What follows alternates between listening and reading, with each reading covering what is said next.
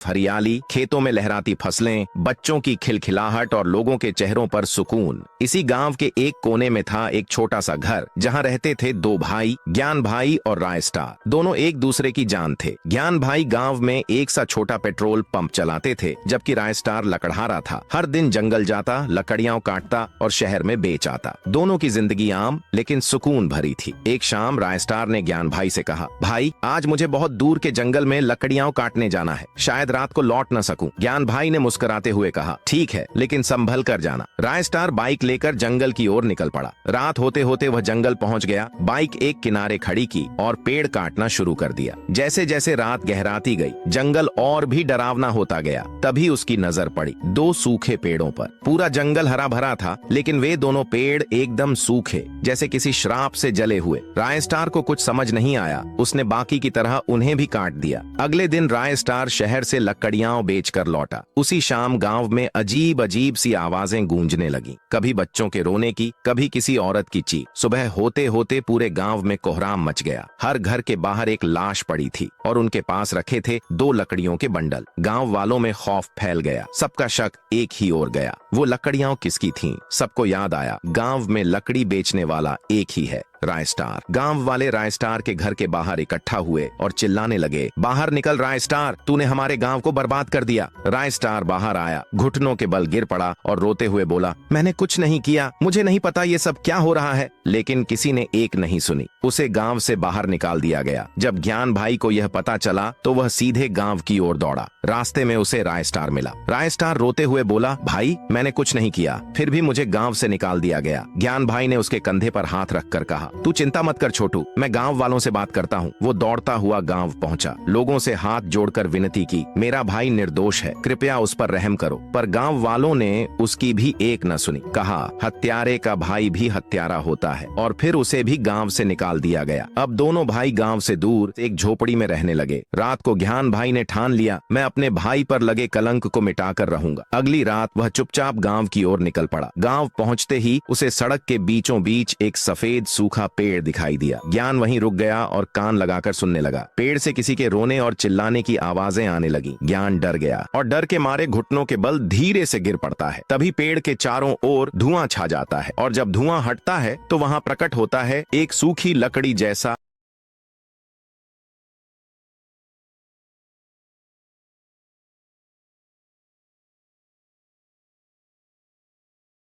था और फिर उसी जगह जाकर वो सफेद पेड़ में बदल गया था। अगली सुबह राय स्टार ज्ञान भाई को ढूंढता हुआ गांव की तरफ आ रहा था। ज्ञान, कहाँ है तू? ज्ञान, जवाब दे। तभी गांव की तरफ से एक आदमी हांफता हुआ राय स्टार के पास आता है। वो रुकता है और रात की सारी बात बताता है। राय स्टार जो सुनता है तो उसके पैरों तले जमीन खिसक जाती है। वो गुस्से और डर से कांपने लगता है और सीधा गांव की ओर भागता है। गांव पहुंचते ही वो देखता है कि चारों तरफ अफरा तफरी मची है। लोग इधर उधर भाग रहे हैं और बीच में खड़ा है एक सूखा सफेद पेड़। तभी उस पेड़ के बीच से रोने की आवाज आती है और एक ही झटके में सारे लोग मारे जाते हैं और अचानक वो मरे हुए लोग लकड़ियों के बंडल में बदल जाते हैं। राय स्टार ये सब देखकर डर जाता है और वहां से भागता है। रास्ते में उसे एक जगह कुछ भीड़ सी दिखती है। वो वहां जाता है तो देखता है वह उसका भाई ज्ञान ही है। राय स्टार वहां फूट फूट कर रोने लगता है और कहता है, अब तू ही था मेरा सहारा, तेरे सिवा मेरा कोई नहीं है भाई। ज्ञान की मौत के बाद राय स्टार हमेशा गुमसुम रहने लगा।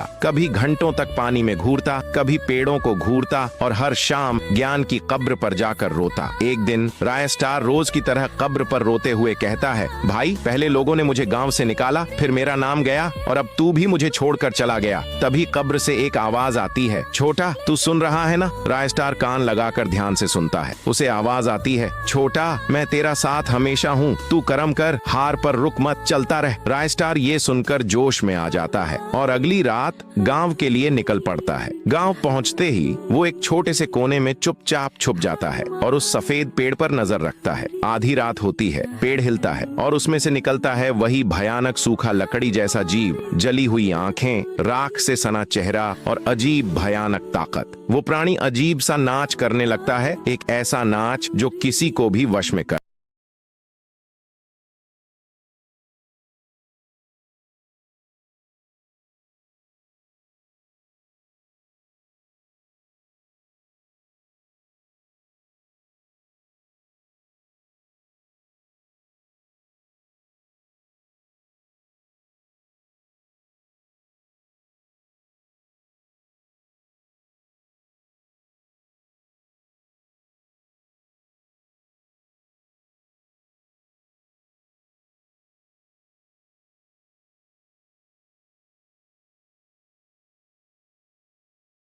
तो अब कई सालों से बंद पड़ा था। गांव वालों का कहना था हर रात उस मंदिर से एक रहस्यमयी गाना बजता है। वो गाना जैसे हवा में तैरता हुआ पूरे गांव में गूंजता है और जो भी उसे ध्यान से सुनता वो जैसे किसी जादुई शक्ति के वश में आ जाता और फिर अगली सुबह उसकी लाश मंदिर के बाहर पाई जाती। इसी गांव से कुछ दूरी पर एक मिट्टी का छोटा सा घर था जहां रहते थे दो भाई, ज्ञान भाई और राइस्टार। एक शाम राइस्टार धीरे से बोला, भाई तूने सुना है बगल के गांव तमसपुर में हर रात कुछ अजीब होता है। ज्ञान भाई चौंक गया, उसकी आंखों में एक जिज्ञासा की चमक आ गई। क्या होता है वहाँ? ज्ञान भाई ने पूछा। राइस्टार फुसफुसाया, लोग कहते हैं वहाँ एक बंद पड़ा मंदिर है जो हर रात गाना बजाता है, जो भी उसे सुनता है जिंदा नहीं बचता। ज्ञान भाई का चेहरा गंभीर हो गया। वो बोला, तो आज रात चलें उस गांव, खुद देखेंगे क्या सच है और क्या अफवाह। राइस्टार थोड़ी देर सोचता रहा, फिर बोला, ठीक है चलो। रात का समय था, हवा में सन्नाटा और पेड़ों की सरसराहट। दोनों भाई अपने गांव पर छाईपुर से पैदल ही तमसपुर की ओर चल पड़े। जैसे ही गांव की सीमा में पहुंचे एक अजीब सा सूनापन महसूस हुआ, जैसे पूरे गांव की रूह कहीं छिप गई हो। राइस्टार बोला, क्या हमें यहाँ रुकने के लिए कोई घर मिलेगा? ज्ञान भाई ने कहा, हाँ भाई कोई ना कोई तो होगा, लेकिन पहले मंदिर देखना है। चलते चलते दोनों एक घर के सामने रुकते हैं। राइस्टार बोला, ज्ञान ये घर कैसा है? ज्ञान, ठीक है भाई। राइस्टार ने दरवाजे पर दस्तक दी।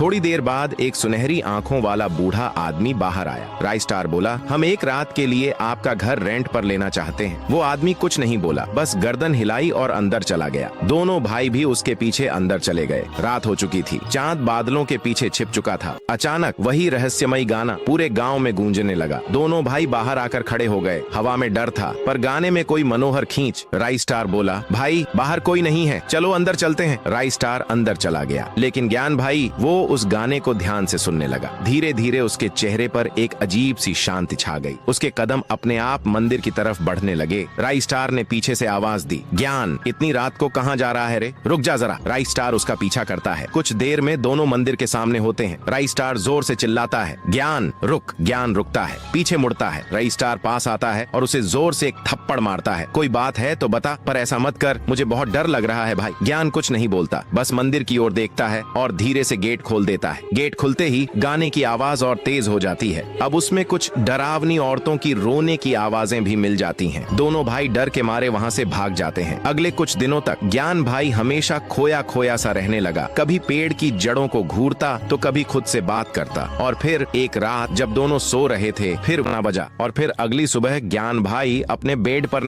राइस्टार ये अंदर से टूट जाता है। वो बोलता है, मैंने तुझसे कहा था भाई, अगर कोई परेशानी है तो मुझे बता दे, पर तूने नहीं बताया। तभी ज्ञान की लाश हिलती है और अचानक गायब हो जाती है। डर के मारे अफरा तफरी मच जाती है। राइस्टार भागकर गांव में वापस आ जाता है और डरा सहमा एक कोने में बैठा होता है। फिर उसके मन में एक विचार आता है, क्यों ना मंदिर के बारे में घर के मालिक से पूछा जाए। वो उसी बूढ़े व्यक्ति के पास जाता है और रोते हुए कहता है, चाचा मुझे बताओ ना, मंदिर में ऐसा क्यों हो रहा है? मेरे भाई को क्या हुआ और ये सब कब से चल रहा है? बताओ ना चाचा। बूढ़ा डरते हुए कहता है, बेटा ये बात 100 साल पुरानी है, जब हर साल मंदिर के बाहर मेला लगता था। दूर दूर से लोग आते थे, अपनी दुकानें लगाते थे, बच्चे नाचते गाते थे, सब बहुत मजा करते थे। लेकिन एक दिन उसी मेले में आई एक छोटी सी लड़की। वो बहुत प्यारी और मासूम थी। वो सीधा मंदिर गई और एक छोटी सी भूल कर बैठी। उसने मंदिर में लाल फूल चढ़ा दिया, माथा टेका और जाने लगी। तभी गांव वालों ने उसे पकड़ लिया और कहा, यही वो अपवित्र लड़की है जिसने हमारे मंदिर की देवी को अपमानित किया है। उन्होंने उसे जिंदा जला दिया।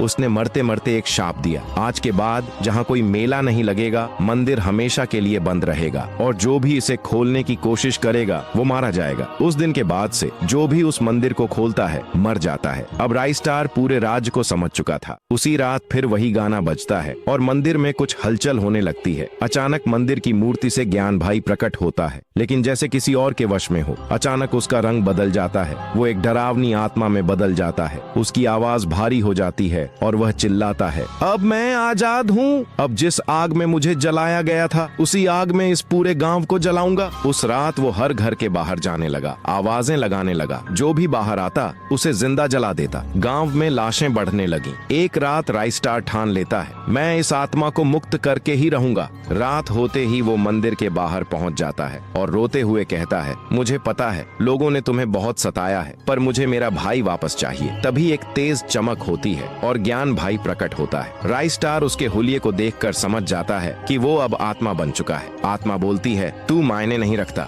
मेरे काम में दखल मत दे, और वहीं पर राय स्टार को मार डालती है। क्या राय स्टार मारा गया? क्या वो आत्मा पूरे गाँव को तबाह कर देगी? जानने के लिए कमेंट करें। पार्ट 2।